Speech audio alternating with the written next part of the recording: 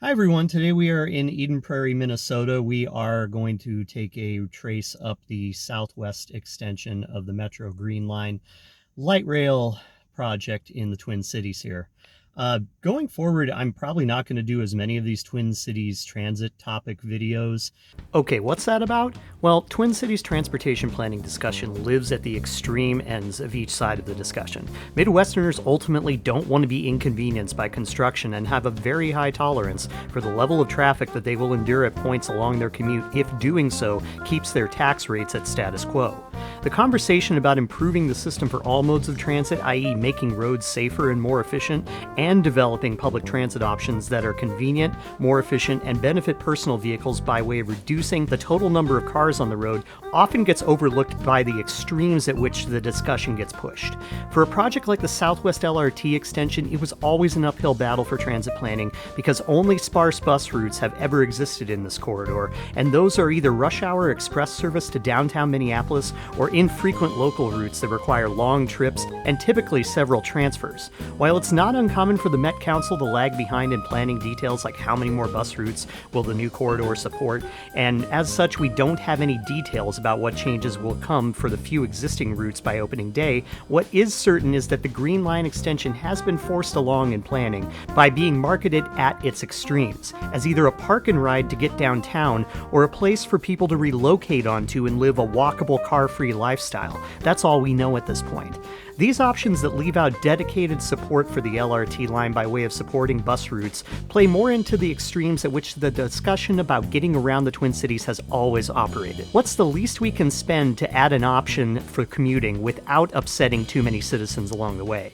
The extension was planned more than a decade ago when commuting to work downtown was a high priority for the transportation system. The past decade's advancements in working from home speak volumes to what convenience means for the over 1.5 million more people that call the Twin Cities home now versus 30 years ago when the highway system design was effectively maxed out by growth of the suburbs. There's a big push against any projects that inconvenience the daily commutes of folks around here regardless of the projected benefits. When highway or transit projects have their scope downsized to fit the lowest possible budgets, the results will end up being inadequate on shorter timelines for a growing population. Re-engineering inadequately designed highway junctions should be given equal priority with developing new public transit corridors, and the question of budgeting all forms of transport should be on an even keel, with more funding for all of them. Over 3.5 million people being jammed onto roads that aren't compatible with modern commuting needs is just as much of an issue as a public transit system that requires riders spend twice the amount of time on buses or trains to get where they could go by vehicle.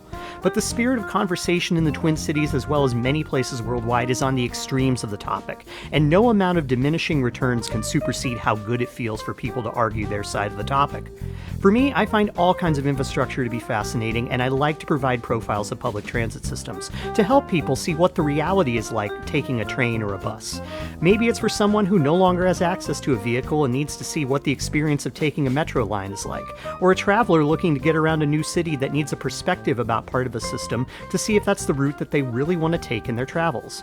I really don't like living at extremes of anything, and I feel that the city in which I currently live could benefit a lot from upping the amount that we spend on all forms of transportation so we can all get around with less stress about the commute. I like new projects, but I'd rather see more investment for better engineering all of them, so we're not made to live with deficient roads or public transit just to meet the demands of those on the extremes for cheaper projects. And so any projects can see their timelines for development and construction happen with greater efficiency and making them work for citizens with less interruption to their daily lives. As such, I'm going to drive more content outside of the Twin Cities to clear my palate of these contentious issues that, while they may drive views for the channel, stray away from the spirit that I intended to have for my videos, the enjoyment of getting out and experiencing the world. I'll provide major updates about infrastructure projects here in Minnesota, but more of the upcoming topics will better justify my need to get away from where I presently live. For now, we'll see how far along the project has gotten now that we are at late July 2024. I think last we were here about 9 months ago or so. So we'll see what the summer has allowed crews to progress work on for this project.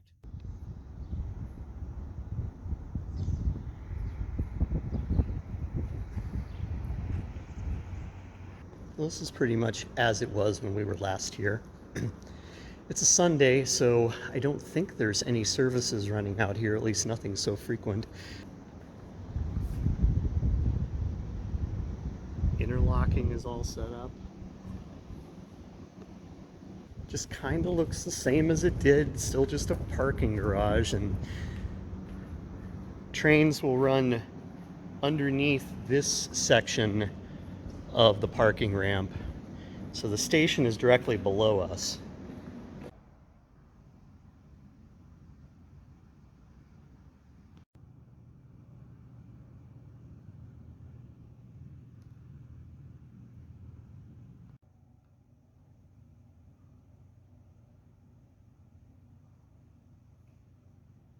There's a gas station style window wash here with something like that. Canvas tarp material for paper towels. Interesting. There's a white steel shutter over the window doors that would show the platform side. So most of what there is to see here is as it was last year. Minimal landscaping improvements. Still just a big parking garage that marks the end of the route. But it's kind of coming around. It smells like fresh paint.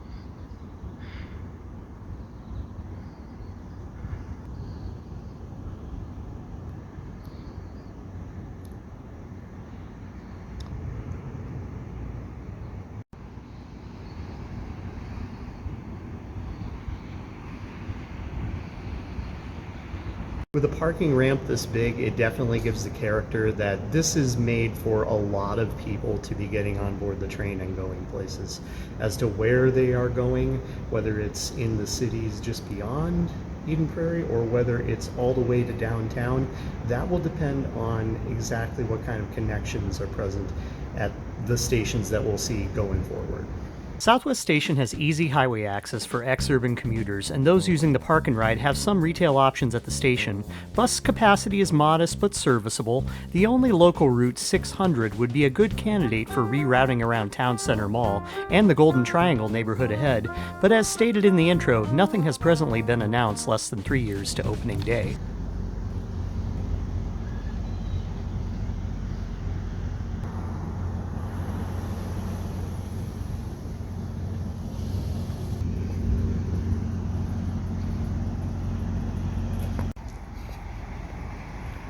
So there's plenty of transit-oriented development, as it were, around here, and then there's also a lot of existing sort of business commercial property. Behind us here is the Emerson Companies, and that's all private land. Everything beyond the black fence on the railroad right-of-way. And then over there you got a restaurant that is apparently been here for quite a while, and it's got a driveway with a railroad crossing on it.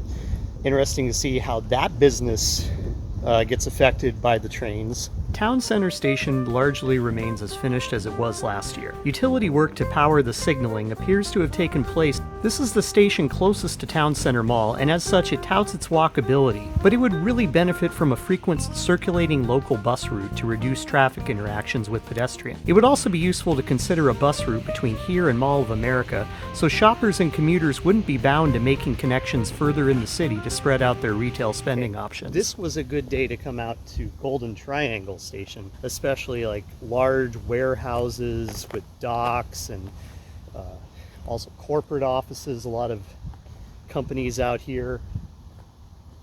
And the route just kind of is laid right through them here. This road that we're on is closed off from the east side, but I was able to go all the way around and meet back up with Flying Cloud Drive to be able to come in the other way, where it only said closed to through traffic. But all the signals were in operational state on the way up. Not signaling any trains, obviously, but more or less in ready to be working order.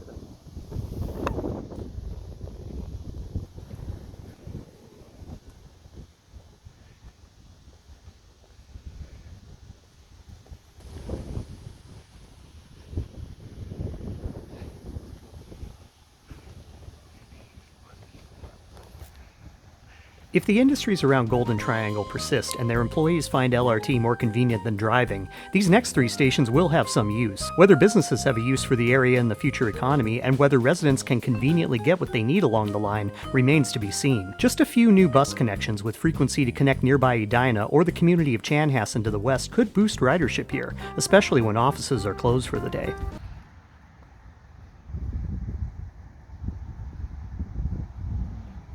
We're now at City West Station, and this is by far one of the weirder stations on the line. Why did they choose to put the station this far out, secluded from the business park district through the trails that way? It's a little bit of a hike there, and you got the Highway 62 freeway there meeting up with 212 and then 169, but the access to it is from an exit way far off there, and as of right now this is a dead end. That there is no established bus service, obviously, but it has the look of a park and ride, but not very big, suggesting it's more of like a bus drop-off area. A lot of like small bench waiting areas, and then of course the station. But who is this made for? There's been some residential development in sparse areas around these big businesses, but it all seems really tied to these business campuses and who they have working for them, or the people in areas just surrounding here, still requiring people to have a car unless they put buses here. It has the look of a very small park and ride. I mean, it's a really nice space. It doesn't have a lot of shade, but it's well designed otherwise. I mean, this is just a good open area, kind of just, one of these radiating hot places, but could be a fountain here, I guess.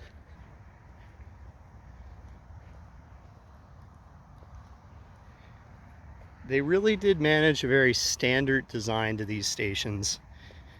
We already have trash cans out here, sitting out here years before trains, with that much more wear on them. So that's cool. And then there's the tunnel area. That goes under Highway 62. Canterbury is all up. It looks ready for trains. Yeah, it's just an odd little station this far out. It seems like made for buses to drop off people here and be kind of out of the way. It's on a trail in a kind of open space, but then also there's the highway and all that development that's far off there. I mean, walkable distance, yeah. This kind of has the feeling of like St. Louis, wanting to be New Jersey, but not really having all the connections in place otherwise that would give it that next level.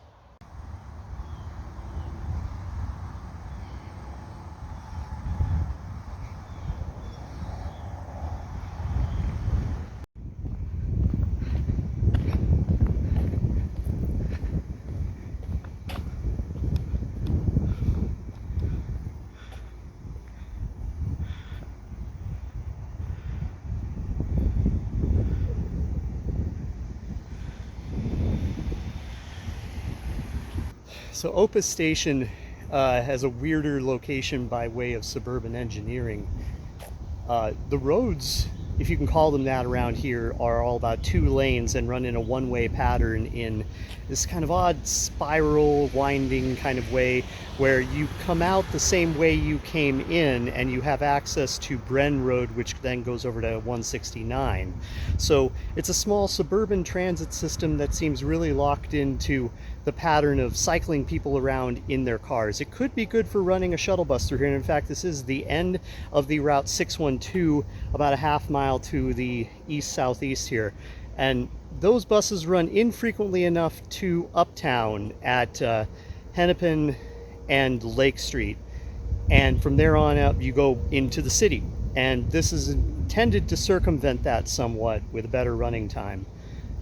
Now, of course, getting people to somewhere in this station like this is going to be mostly for the people in the businesses around here and the people that are in these new residential developments, of which there are plenty. And it seems like where businesses failed here, they then moved in and made mixed-use residential, commercial in its place, the standard American kind of situation like that. So is it a park and ride getting people to these businesses, or people living around it and then commuting into the city or to Eden Prairie Center? Are there any buses that will connect to it and go throughout Minnetonka? These are all the things that remain to be seen, but the station is, as it is, somewhat still in its wrapper, but in the process of being finished.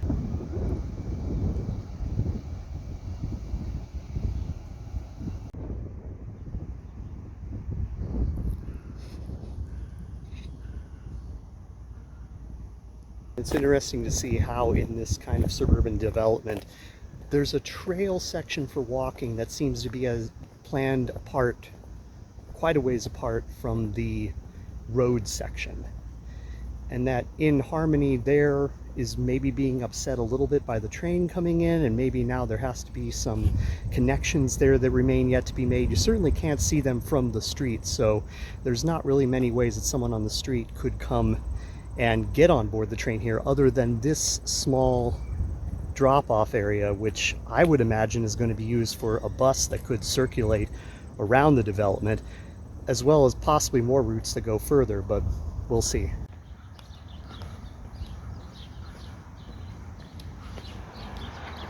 It's sort of a lot of commercial blocks that are now abandoned, seem to be used for kind of discrete parking for trucks and vehicles. Some have no trespassing posted right at the driveway, others like this one don't. Possibility of redeveloping this all into somewhere where you could come live and then use the train for transit is there, but are you essentially out here on an island, satellite to the rest of a large system, only going to what the train feeds you to, or is there better connections to the community around you?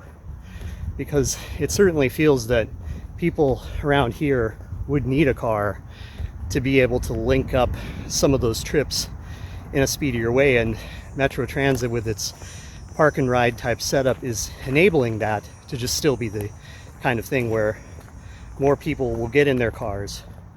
They get to the point where they could stop and take transit and not drive anymore, but they're already in their car, so why not keep going the extra 15 minutes or so it takes to get to where you're going rather than the hour plus? Why would they drive somewhere and park to take transit when they've already taken their car that far? That's the question. For reference though, if you were walking from the station up to Shady Oak Road here to go to the any of the businesses in the strip mall up here, you don't have a sidewalk. You have a lot of wildflowers but no sidewalk. What's the connection option here that's going to be in place? There's hardly even a shoulder, which is odd for Minnesota. Like this building here, the Alcott, it's a very nice place to live. It's very transit connected, except for, the street that it isn't. How are you walking back up there after you got off the train? Shady Oak Road Station marks the turn of the line toward Minneapolis to the northeast, eventually running near a historic Milwaukee Road heavy rail line. The city of Hopkins is the first with a handful of local bus routes that primarily follow Excelsior Boulevard into uptown Minneapolis. But one connection to the northwest suburbs in the form of the infrequent Route 615 to Ridgedale Mall exists. It's a 10-minute drive to where I live in Plymouth from here, but would presently take over an hour to reach this point by transit, partially in the form of dial-a-ride demand-based microtransit. But park and ride is another way, right, Metro Transit?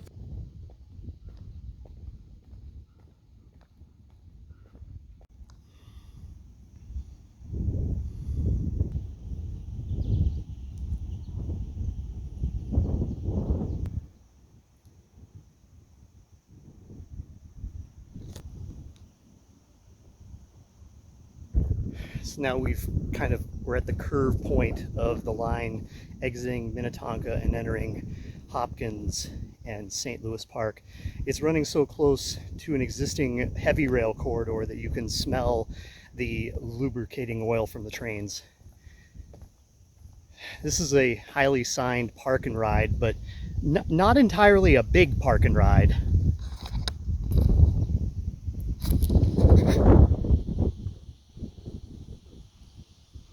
What I do see that I like are a bus shelter and some room for landscaping, a modest amount of parking spaces, access to the trail.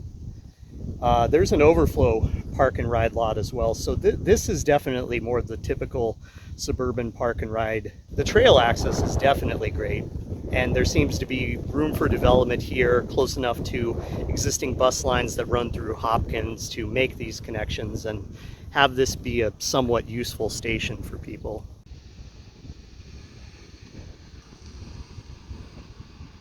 This is where you kind of get into understanding the shades of people that exist in transportation in the Twin Cities, that a lot of it is based around having a car to be able to get places because that's how we've set up society around here. But once you get to Hopkins, the trail culture starts to come in and you see more bicycles. You see pedestrian accessibility being even alluded to. You start to see more bus route signs popping up. The culture of public transportation in the Twin Cities doesn't really start until you get into the first ring suburbs. And Hopkins is just a little bit further out and has had the luck of having more of those connections directed toward its way. And the light rail now being extended this far out is good. It has the bones for good things. And this is the first station that kind of shows it.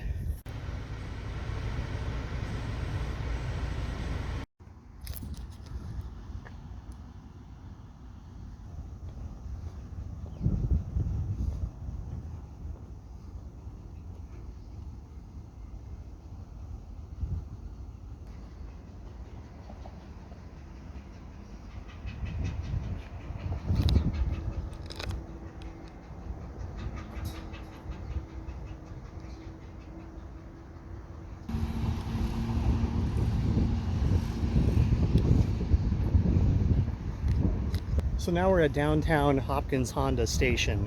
One of those words is too many. It's situated in a place that has already seen some transit-oriented development.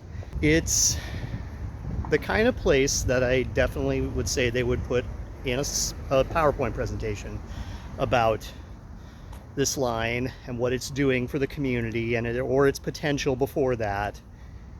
It is within the realm of many existing bus routes, and it has very good integration with the trail and the kind of existing plus emerging development going on in Hopkins. Hopkins is much more of a city, a suburb like you would see in Chicago. Not the size of it or the density of it, but in its Minnesota way, it has more character like that, where if you wanted to live here and walk around or bike around or take public transit, it is possible. There's a guy on a scooter over there for what it's worth.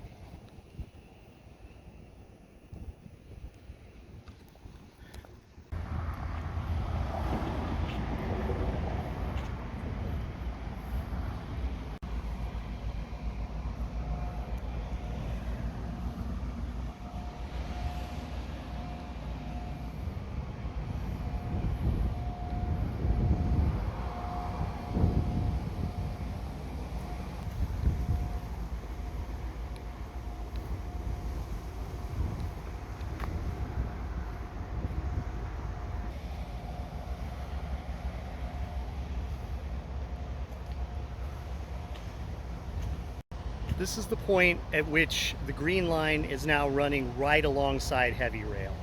The use of this corridor is very convenient for these suburban cities. It has tucked away the train so that the amount of interference with highway traffic is minimal. One just hopes that the area around it would have the ability to expand as ridership might deem it a useful place. There's already a lot of people that use this trail to get around the cities. The western suburbs are better for it. Now the coexistence of that trail with the train is what we got to talk about then. For so many of these trails that are in residential areas, such as like the Purple Line BRT project, there's a strong resistance to converting them to light rail. Whereas out here in Hopkins, this trail was already alongside heavy rail, so that was already established. There's nothing lost for tucking in another light rail line along with it, only the negotiation that had to be had with the freight companies.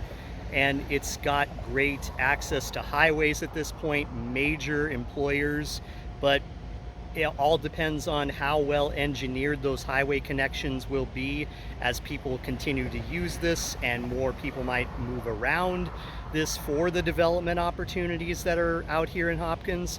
But then do those companies even keep these operations out here? Do they still need to centralize their offices? And will the idea of the train then become something where people are just using it to get around a community in which they already live rather than commute into town from the suburbs like Eden Prairie and beyond? And are there even buses to do that, or are we still asking folks to park and ride? When you finally get into Hopkins here, the presence of trails and existing bus routes suggests that there is a desire to integrate the train in with a system.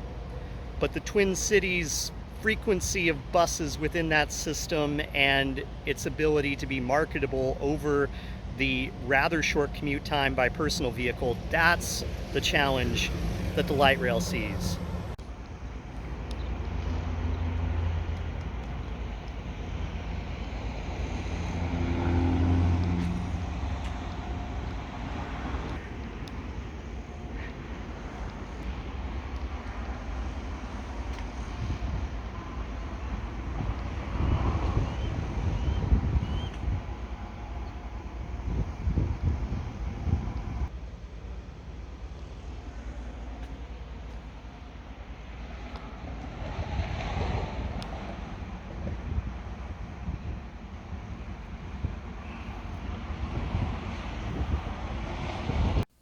The grid network of Hopkins city streets nearby the rails affords all modes of transit decent coverage in this medium-sized suburb, with all varieties of zoning represented nearby.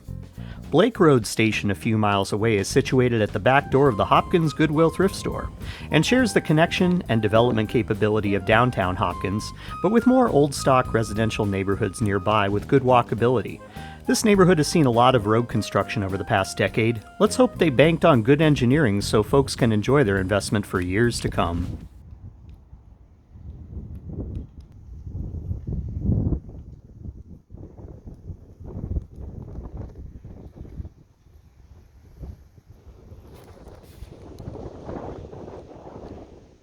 Out here on the Blake Road Station, you really get a feel like this is a main line now.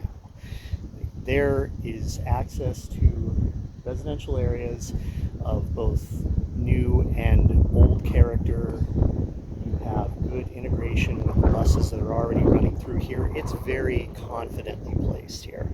Up to 80 years of development out here of these communities, first as bedroom communities and then as major suburban development areas throughout the latter half of the 20th century. And they had rail transport as an option up until the highways were built.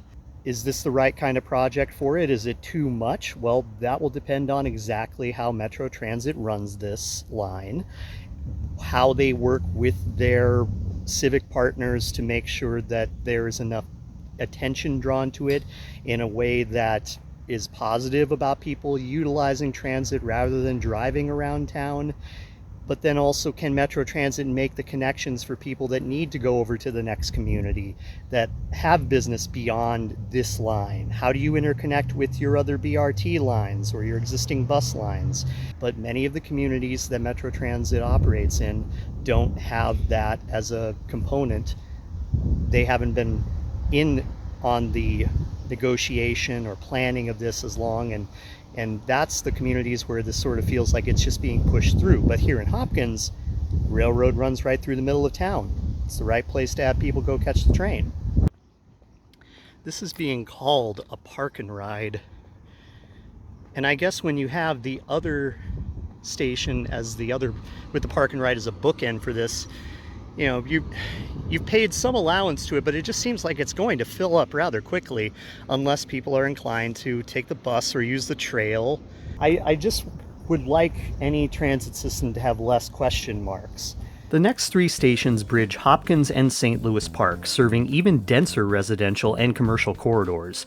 Here is where I wish crosstown connections between suburbs to the north and south could be established with adequate frequency. As it stands, driving the direct 15 minutes between St. Louis Park and neighboring suburbs is far more preferable to Metro Transit's connections within downtown at easily over an hour. This is where the line could bring a whole new usefulness to the Twin Cities transit system, but only if marketed as a park and ride for downtown, the usefulness of the Green Line diminishes.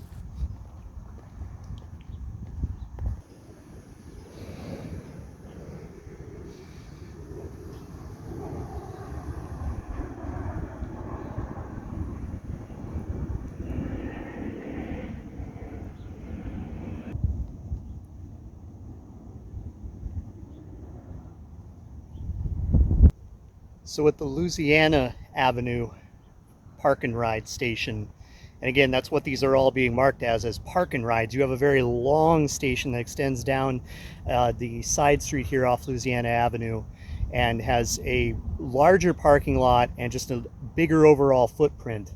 And all of these parking lots and station spaces are open access at this point. There's some light landscaping going on. They're part of the community, but they just don't really have any transit use yet until the line is up and running. So at this point, we don't have any wires over the tracks. We don't have any signals. So the engineering at this point is much less than it was in Eden Prairie right now. But still, it's mostly being presented as a come drive here and get on the train kind of thing for these communities. Extra quirky is the initial plan for this station that had 2 platform choices, and the south side along disused heavy rail industrial access was listed as the preferred station choice. But project planners appear to have gone with the north platform.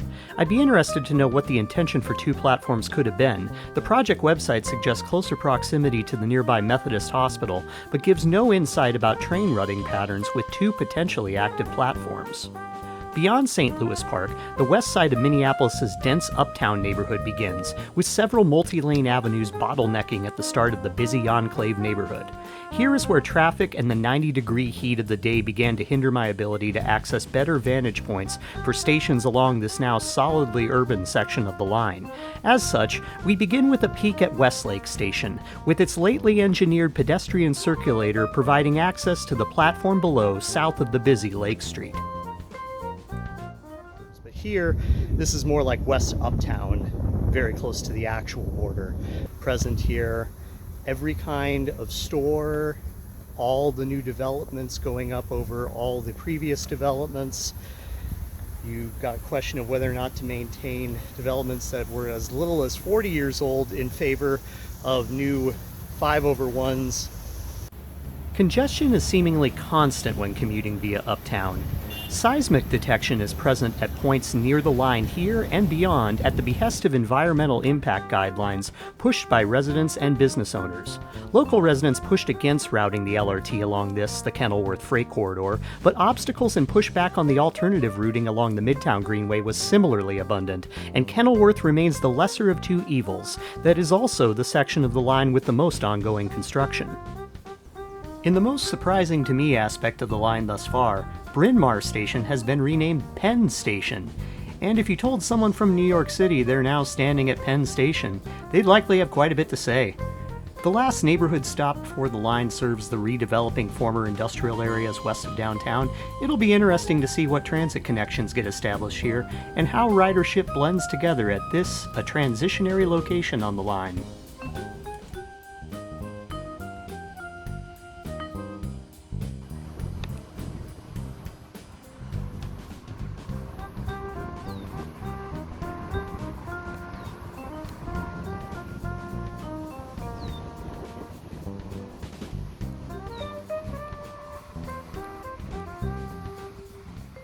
Bryn Mawr here is at still a slightly better position than it was months ago. The Kenilworth Corridor project was always going to be the big roadblock, and as we saw in the parking lot of Westlake, there is some seismic activity monitors. There's a lot of insurance going on here that this is not going to be the kerfuffle that a lot of people in this neighborhood thought it would be, why they wanted this line put down in the Midtown Greenway and routed down Nicollet Avenue or 35W instead of on the historic Kenilworth corridor, which has seen some freight for its entire life, even amongst all the rather expensive homes that are really highly concentrated around Lake of the Isles. There's clearly a character that people in the neighborhood of Minneapolis that is just tucked away there so close to uptown and downtown. It's going to be if you want to walk to it from this neighborhood, bypassing the trails that go downtown, so be it. But will you want to be on the train with the people coming from downtown, from both of the downtowns in this case? Really benefit from saying they're from Minneapolis, but whether or not they would use the transit running through their cities, that's a whole other thing. Maybe the Green Line will change that when it starts running out here through Kenilworth. Access to the two stations preceding Target Field remains constrained by congestion and walkability restrictions as work on the line enters its final construction phases. But soon this part of the line will be ready for the next engineering steps, sooner than the Kenilworth corridor. I'd expect BRT connections for North Minneapolis to be instituted here as well. The commuting needs of urban ridership to points southwest is on the minds of many in the suburbs. They're highly tuned to local accounts on social as well as conventional media that tout crime on the urban LRT and bus lines over other topics. The public safety aspect of the system needs a lot of work to come over the next 3 years when we may see trains beginning to run on the Green Line. That's all I've got for now. We'll check back here when the next major engineering steps take place, but all the details and topical considerations here have me ready to get out of town. Some thoughts on the Empire Builder Service out west in the next video, and then I'm off to the only Midwest state I haven't yet visited. See you then.